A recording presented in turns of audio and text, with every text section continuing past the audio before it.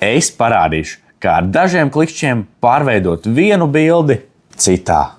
Ar Galaxy AI varat ērti rediģēt attēlus gluži kā profesionāls. Izmantojot ģeneratīvo rediģēšanu, izdzēsiet visus liekos objektus no kadra, un Galaxy AI aizpildīs fonu un iztrūkstošos elementus.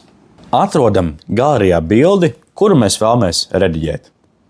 Atrodam Galaxy AI pogu un spiežam virsū, un mums atverās ģeneratīvās rediģēšanas funkcija, un mēs apvelkam tad to objektu, no kura mēs vēlamies atbrīvoties, spiežam pogu dzēst, un tālāk paliek pats vienkāršākais. Spiežam pogu ģenerēt un skatāmies uz gala rezultātu,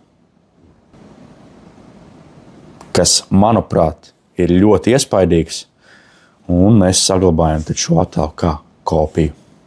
Paskatīsimies uz vēl vienu piemēru, kur mēs redzam, pirmajā brīdī izskatās veiksmīga bilde, bet tomēr mēs redzam, ka bildē ir kāds liekas kungs.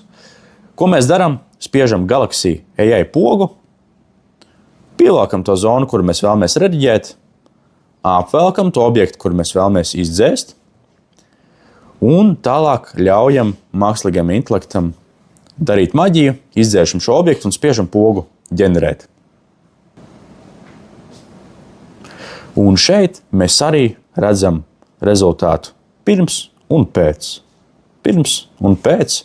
Un jāsaka, rezultāts ir ļoti iespaidīgs, tāpēc es to saglabāšu kā kopiju.